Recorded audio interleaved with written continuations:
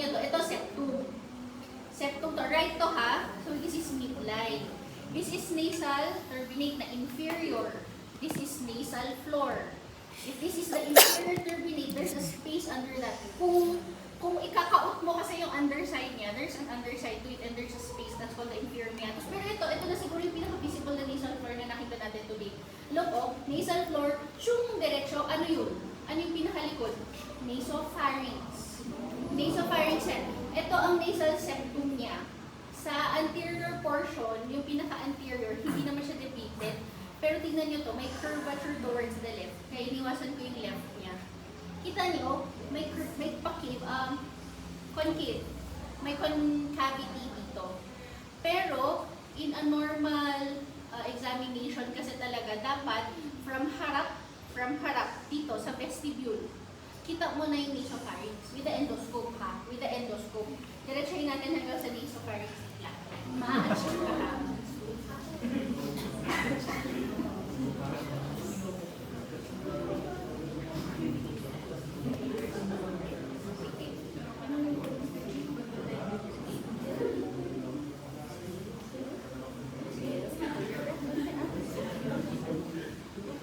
So, ayun o, yun yung inferior meatus, yun o, kita nyo?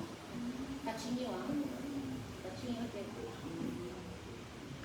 Oh, touching nyo. Hold your breath konti.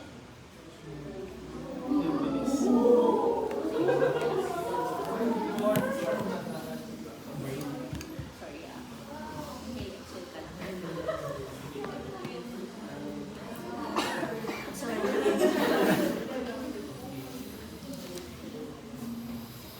Sakit nun? Sorry. So ulit, posterior nasal septum, posterior nasal septum, posterior inferior meatus. Ang cave na ito, ang tawag dito ay choana. Ang point na ito, ang tawag dito ay Rosenmuller fossa or nasopharyngeal carcinoma arises from. There is a corresponding point na parang ganito rin. It's a pitting dito. Sa mas likod, sorry, yun yung inaabot ko. Ang tawag doon ay Eustachia. Try naman. Sorry, ready ka. Mas ready ka. Ikaw na kasi ito yung pinakamaluwag eh.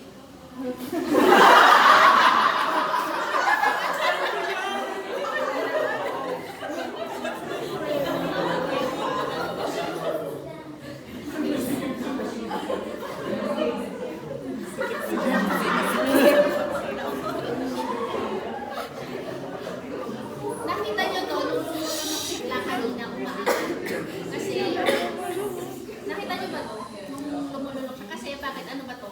Kung ito ay nasopharynx, ang underside kasi nito ay orofacial. So ito ay nasopharynx. So ibig sabihin, itong muscle na to ay part of the pharyngeal mucosa already. Kasama ng uvula. Sorry,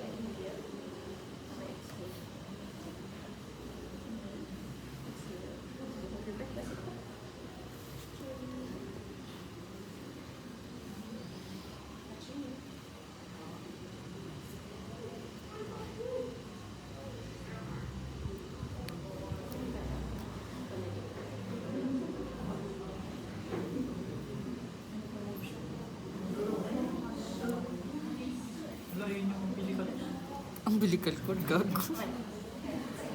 Ito siya, sorry yung pitting area doon. So, kung, diba sinama ko sa picture yung posterior end ng inferior, ano to? Inferior turbinate. Kasi ito pa yung inferior, diba, kahit makita mo lang yung pinaka-edge niya, diba pale siya? So, inferior turbinate. Kapag mamaga lang yun ng konti, mababarahan ng ilong nikla kasi yun ang Eustachian tube. Parang ganda yung tsura niya, pero andun. So, kung ito ay Eustachian tube, yung papunta sa direction na yon, at ito ang Rosenmuller fossa. Itong mataba na to. Ito ang torus tubarius. Ito ang nasopharyngeal mucosa. Dito, kapag pedia age, school age, ito mataba, matukol-tukol, itsurang palating tonsil. Ang tawag doon ay, kasama siya sa Waleyer's ring. tonsil na nasa nasopharynx. Ang tawag doon ay adenoid. Di ba may isa pang pangalan doon? Ano pa ba? Wala na ba? Wala na ba? O, basta yun. Adenoid. So, pag meron tayong nakita dyan na bukol, hindi siya necessarily bukol. Pwedeng lymphoid tissue lang siya, pwedeng recurrent nasal infection, hypertrophic adenoid in adults. Pero, kapag may nakita din tayong bukol doon, tapos mukha siyang cancer, ang cancer na sa area na dito ay nasopharyngeal carcinoma arising from the Rosenmuller fossa or lymphoma. Ang itsura ng lymphoma ay parang palating tonsils natin, pero nakapatong dyan. Para din siyang adenoid. Pero it happens usually in adults and almost always associated with cervical lymphadenopathy. So you have to do biopsy there. Or minsan naman, may mga adult patients din na may adenoids. Okay? Tingnan natin yung kaliwang ilong ni Cla. Tingnan natin kung makapasok tayo. Bakit ka may septal depression? Na ano ka? Hindi ko alam. No split ng bata.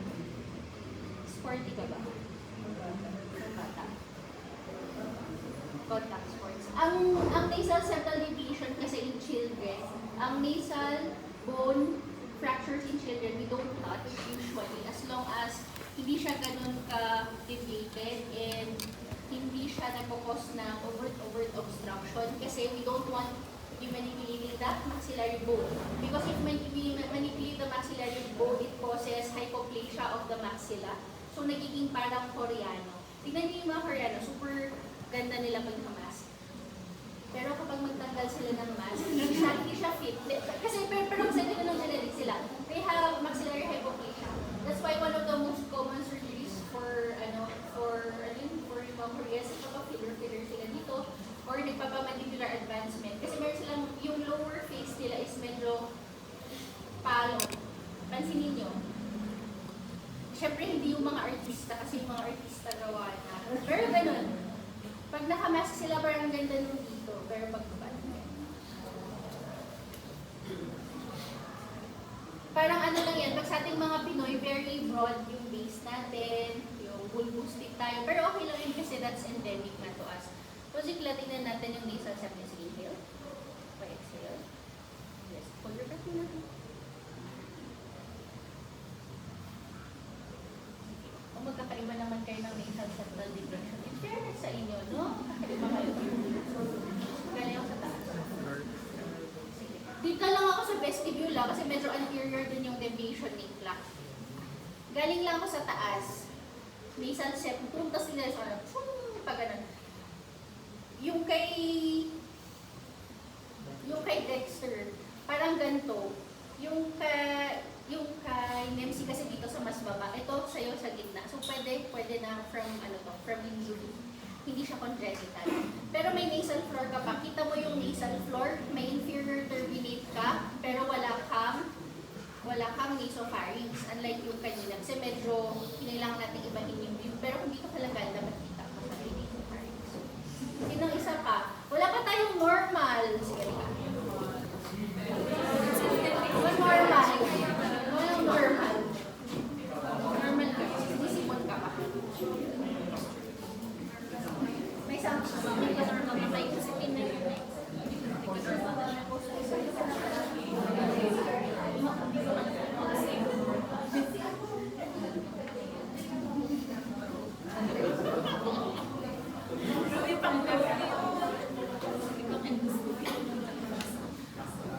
Gusto ko ng normal.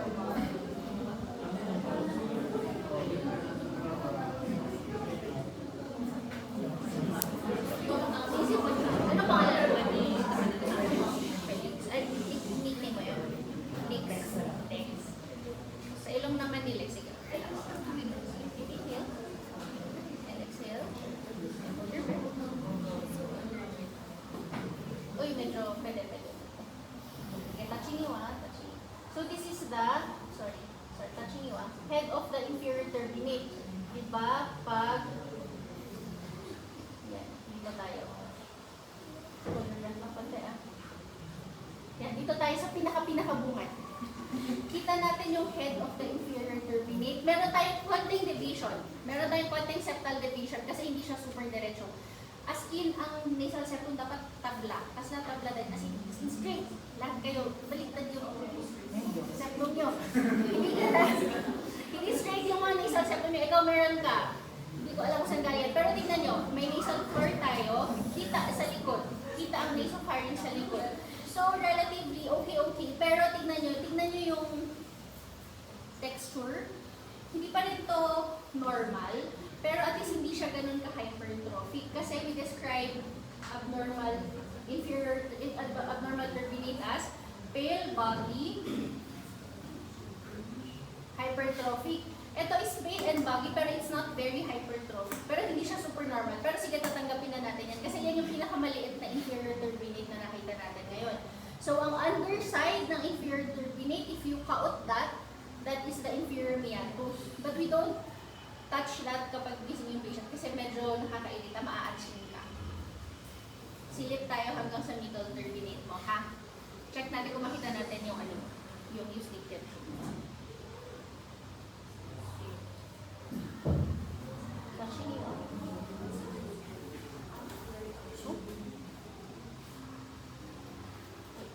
Sorry, touching it here. Nasopharynx, touching it up. Sorry, touching. Sige. Yun. Left to iba yung kay Kla kanina. Ano to? Ito ang eustachian tube niya. Ito ang torus niya. Yun kung saan may naglalaway-laway, nagsisipon-sipon. Yun ang fossa of Rosenmuller. Ito yung, tingnan nyo yung portion ng posterior portion ng inferior turbinate. Itong konting-konting green na yan. Ang lapit-lapit niya sa eustachian tube. Kaya kung namamaga to, mamaga lang konti, mababarahan to. Ang eustachian tube is the parang ventilator ng middle ear. Diba? Kaya kapag namaga to, mag-close off kasi yan, mababarahan siya, mababarahan yung tenga mo. Para kang earfulness ang complaint. Diba?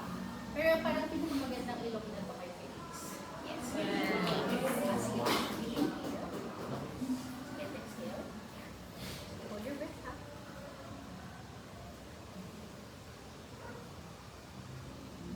Touching. Stretching konti.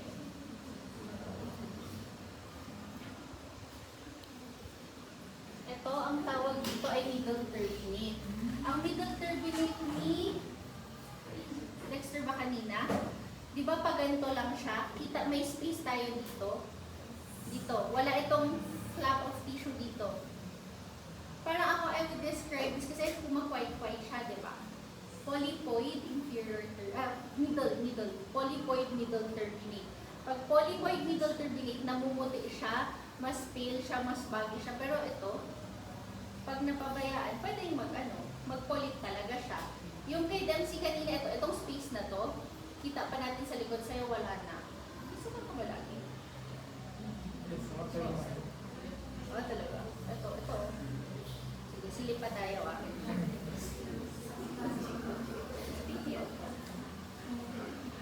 Exhale.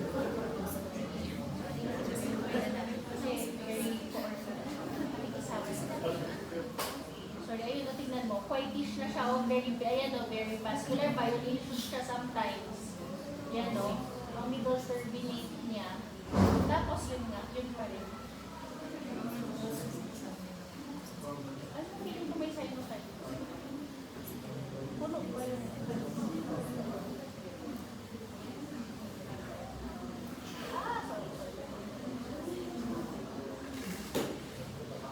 Etong space na to, di ba sabi ko kanina, yung sa may likod na yan yung very imaginary space na, osteomeatal complex.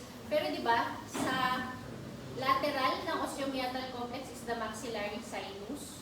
And then superior to it is the frontal sinus and ethmoid sinuses. So tingnan nyo, dito nag-a-appear yung sipon. Kasi ito ang final common drainage pathway ng anterior group of sinuses. Ito yan. At pag tinanggal mo itong extra tissue na to, yan ang osteomeatal complex. You have to memorize the components of the osteomeatal complex. Lateral to it is the maxillary sinus, this one. Superior to it is the frontal sinus. Siyempre may drainage yan. May butas yan, mag-drain dyan. Tapos posterior-superior to it, ethmoid air cells din yan. Diyan sila lahat magde-drain. Kaya kung malaki ang middle turbinate or may bara parang dyan, mas-stuck siya doon. Magsa-sinusitis ka kasi hindi makakalabas ang mucus from the sinuses. Kasi normal lang na may mucus sa sinuses. Ang way ng mucus is, ang ciliary bead is towards the nasopharynx. So bababa yan towards the nasopharynx, malulunok mo siya talaga. Hindi siya paharap. Pero itong mucus na to, dapat ang way niya is sa paatras, papunta sa nasopharynx. Okay? Check natin yung pharynx mo. Last. Kikilain mo yung bilang. Okay lang. Wala kang sisa.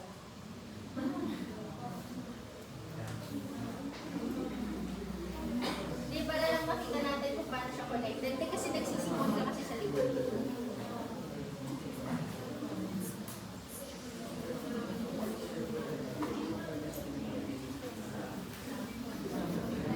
Malapit na. So this one, this is a 70-degree laryngoscope. So 70 degree kahit na itutok ko kay Felix kasi yan. Ay, hindi niya pala ay, bakit wala? Ay, kasi kailangan ko.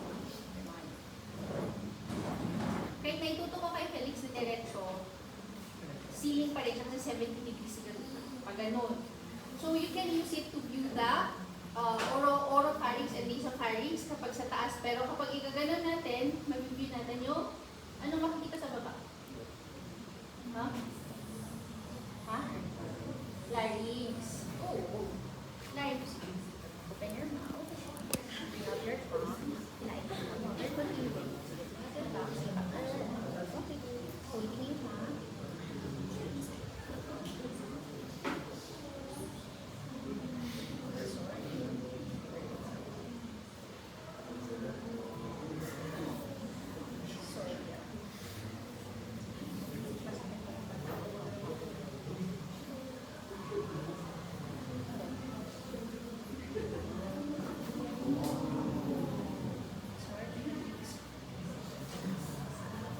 Ito yung uvula. Kita niyo yung uvula. Ito yung uvula.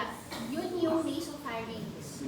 Ito ang oropharynx. Ang posterior nasal drip ay kapag may nakita tayo na as in sipon na gumaganon. Pero kay Felix naman, wala naman. Pero ito ay cobblestoning of pharyngeal mucosa. May girl ka. Kasi malaki ito.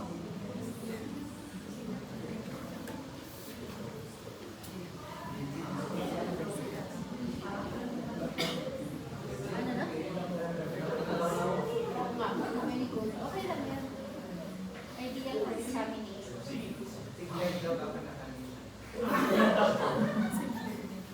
Check lang natin kasi ito lang yung makikita nyo endoscopy. Tuloy-tuloy na natin ang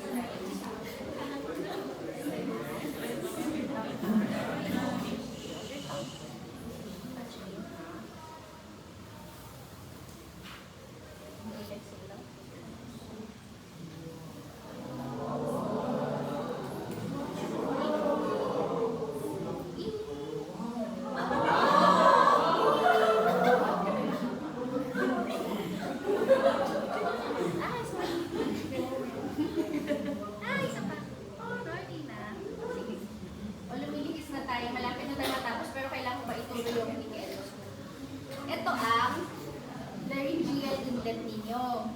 This is posterior, this is anterior, this is the epiglottis.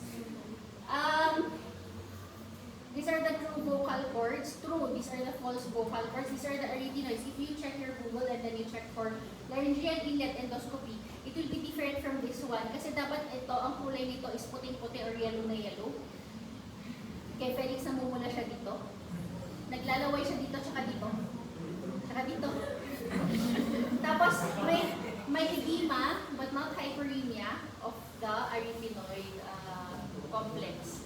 This one. So, and this one, there is thickening at this area. So, this one, this slit, that you will almost always never see open unless you perform endoscopy every day. And then, sometimes makaka-chamba ka ng nakabukas na to. Ano to?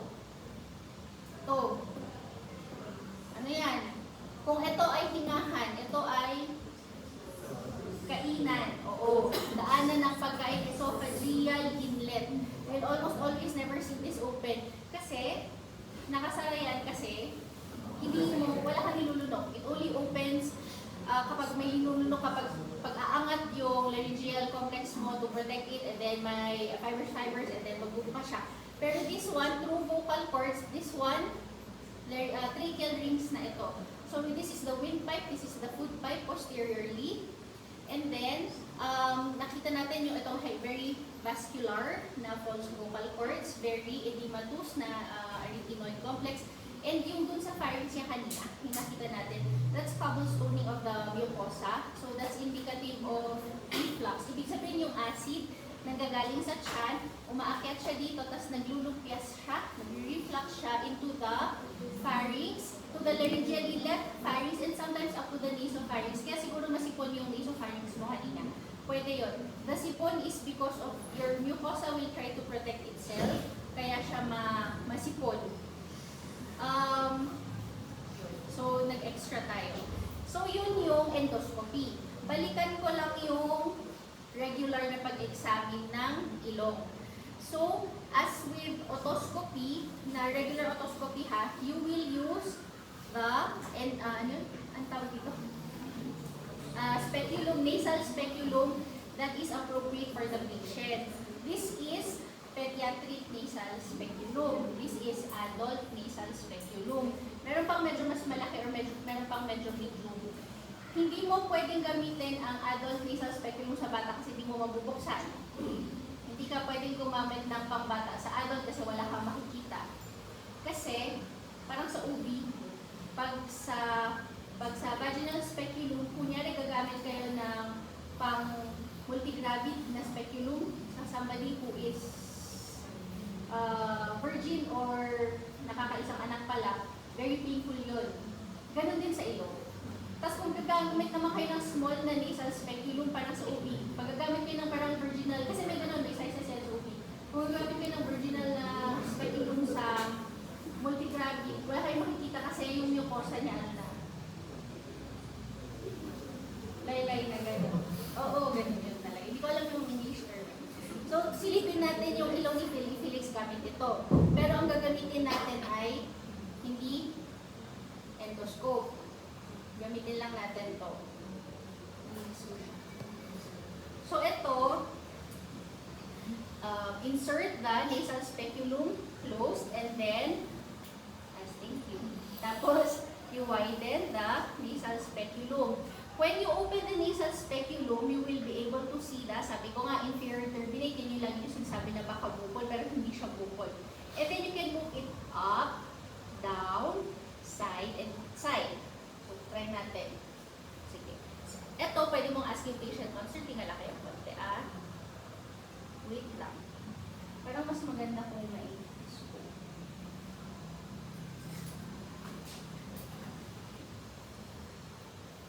Para may ilaw.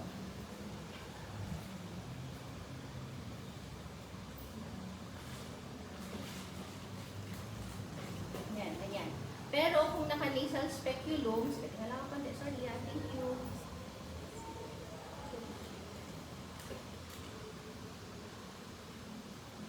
Yan lang makikita nyo. See the difference between endoscopy and regular instrumentation. Ganyan lang makikita mo. Yan lang. Tapos kunyari move ko yung speculum ko pababa. Sorry, yan. Pwede naman natin mag-view yung nasal floor. Ay, sorry. Touching yung medyo warm ko yan. Pwede natin mag-view yung nasal floor pag ganyan. Ay, sorry. Ayan yung nasal floor. And then, ayan yung fairness pa rin yung turbinate. Pero ipasok ko na rin. Sorry, wait lang. Kasi may nakasilip ako. Touching nyo Ayun. Bakit ka nagsisisipon dyan? So, kita nyo, parang ano yung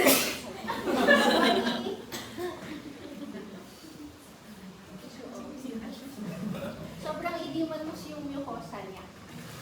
Yun. So, last na. Ay, hindi na ako pupunta doon. Sorry, last na. Sige, ako na.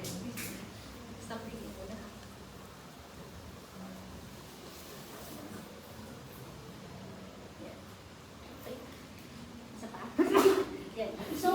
ang view mo ha, as tao, ito lang ang makikita mo.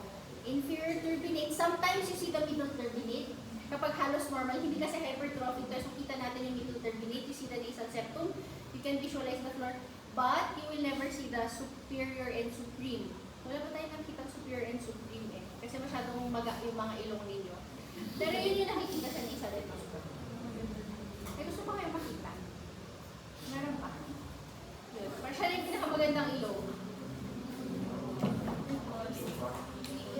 Ano pa?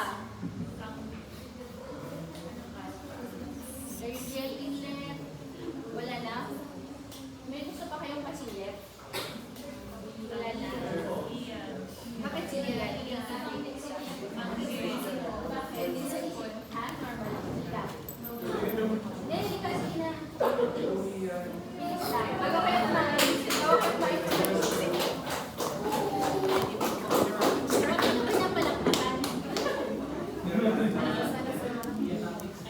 Expected nila na.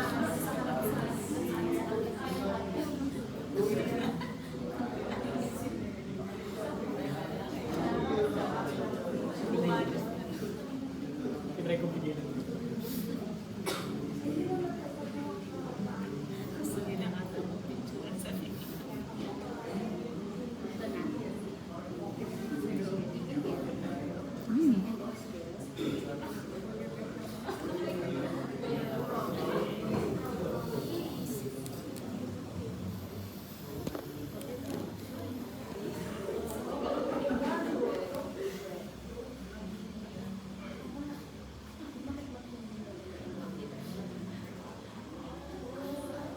Okay lang yan. Anong purpose ng inferior turbinate? Diba mag-collect? Dapat dito, pero bakit pumasok doon? Okay lang. Pero okay lang. Dumi-dumi lang. Pero ito ang pinaka-baggy na.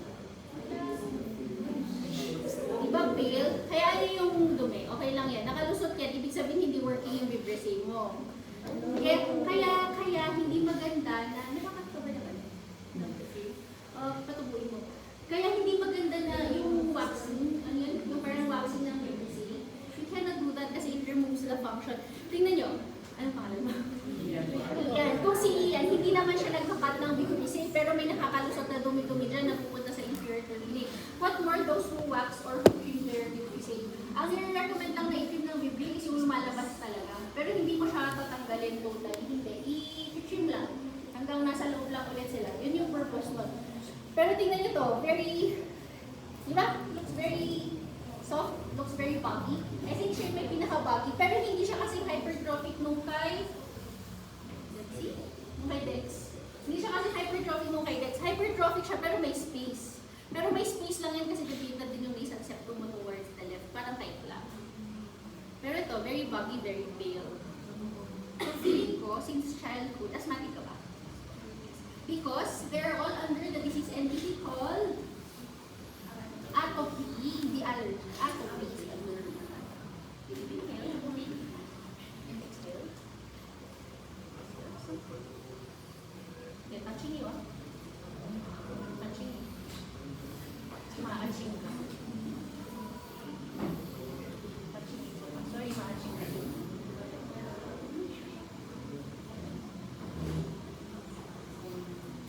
Tignan niyo yung difference ng middle turbinate ni Ian doon sa iba. Diba yung middle turbinate ng iba is pahaba?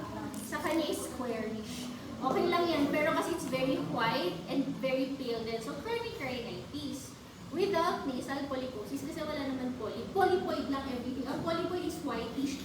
Parang punong-puno, parang edematous na edematous. Parang ito, yan, yung mga edematous tissue dyan. Pero wala siyang polyps.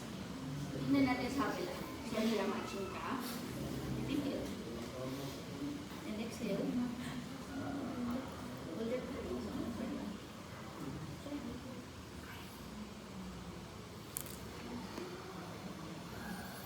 Ito, tingnan nyo. Hindi na natin nakikita yung nasopharynx. Kasi malaki yung inferior turbinate niya, tapos may deviation siya sa nasal septum here. Sorry. Last na.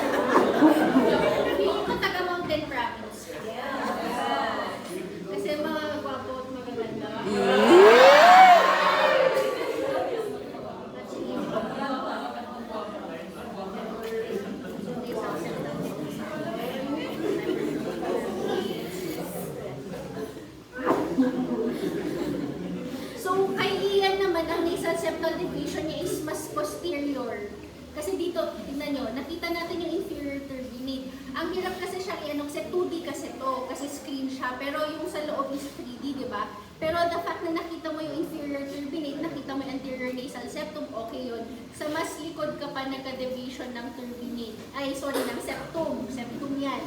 Septum to, left to. Inferior turbinate pa rin yan. So siya ay sinisipon.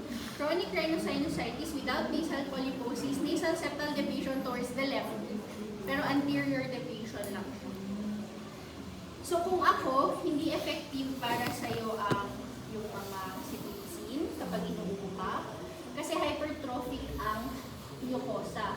Kung hypertrophic ang mucosa, walang magagawa ang cetirizine para sa mga sipon nyo. Kasi ano ang cetirizine? Antihistamine, unless na allergic ha. Pero kung yung usual lang na sinisipon kayo, kunyari weather-based, mas effective ang intranasal steroids. Questions? Clarifications?